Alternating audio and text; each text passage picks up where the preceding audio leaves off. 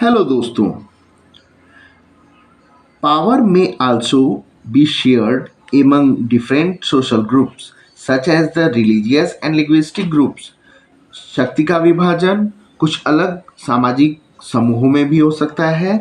वो धार्मिक हो सकती हैं और वो बोली या भाषा से संबंधित समूह हो सकते हैं।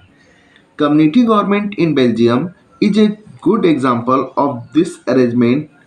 जो कम्युनिटी गवर्नमेंट है बेल्जियम की, ये इसका बहुत अच्छा उदाहरण है इस व्यवस्था की।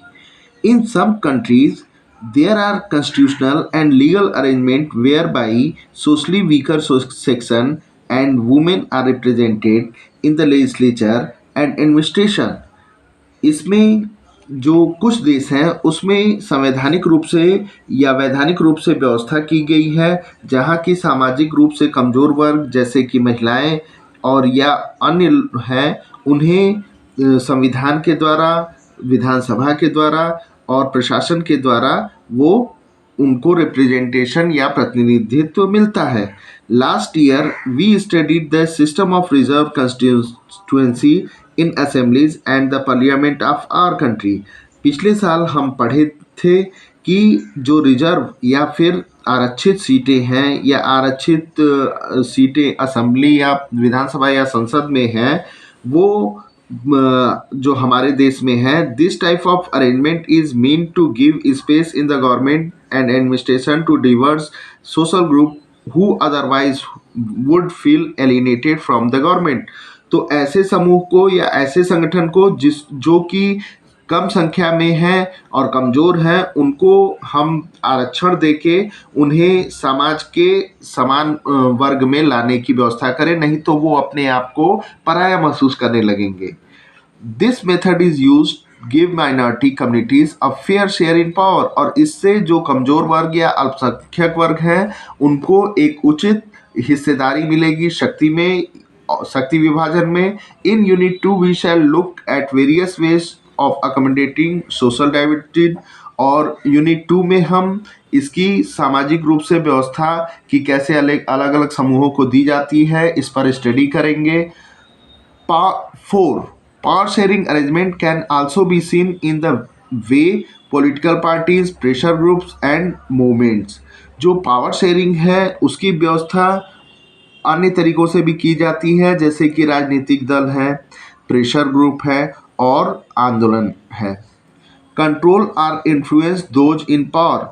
और ये जो संगठन होते हैं ये नियंत्रण करती हैं या फिर उसके शक्ति के प्रभाव को रोकती हैं।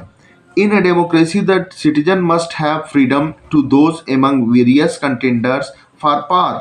और एक डेमोक्रेसी में या प्रजातंत्र में जो नागरिक होता है उसे आज़ादी होनी चाहिए कि वो आसानी से अपने जो चुनाव लड़ने वाले हैं उनको चुन सके। In contemporary democracy this takes the form of competition among the different parties. और जो इस समय हमारे यहाँ प्रजातंत्र चल रहा है वो भी एक कंपटीशन का या प्रतियोगिता का रूप है जो कि अलग अलग पार्टियों में होता है। Such competition ensure that power does not remain in one hand. और ये जो कंपटीशन है या ये प्रतियोगिता है ये बताता है कि लगातार शक्तियाँ एक हाथों में नहीं होनी चाहिए। In the long run, power is shared among different political parties that represent different ideology and social groups। और जो इससे है पावर जो शेयर है वो अलग अलग पार्टियों में बदलता रहना चाहिए, जिससे कि अलग अलग विचारधारा के और सामाजिक समूहों के लोगों का उसमें शेयर हो सके। Sometimes this kind of sharing can be direct when two or more parties form an alliance to contest election। और कभी कभी ऐसा होता है कि जब दो अलग अलग विचारधाराओं की पार्टियां भी साथ में गठबंधन की सरकार बनाती हैं और वो सरकार चलाती हैं। If their alliance is elected they form a coalition government thus they share power. और अगर वो अलायंस बना के या गठबंधन बना के चुनाव लड़ती हैं तो वो गठबंधन की सरकार बनाती हैं और अपने पावर को आपस में शेयर करती हैं। यहाँ देखिए, in a democracy we find interest group such as those of traders, businessman, industries, farmers and industrial workers, यहाँ कुछ इंटरेस्ट ग्रुप होते हैं।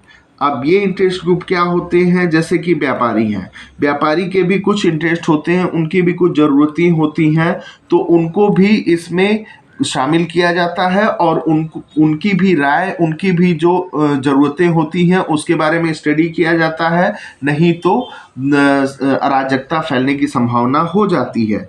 ऐसे ही हमारे इंडस्ट्रियलिस्ट होते हैं, जो उद्योगपति हैं, उनकी जो ज़रूरतें हैं, उनके जो इंटरेस्ट है, उनको भी ध्यान में रखा जाता है, उनकी समिति बनाई जाती है और उनकी राय ली जाती है।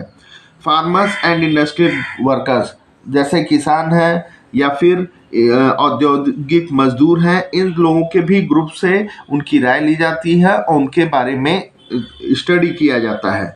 They also will have a share in governmental power either through participation in governmental committees are bringing influence on the decision making process। और ये क्या होता है, इनका भी सरकार में अपना हिस्सेदारी, भागीदारी होती है समितियों के माध्यम से, और ये अपना प्रभाव उसमें दिखाती हैं कोई भी निर्णय लेने में सरकार के।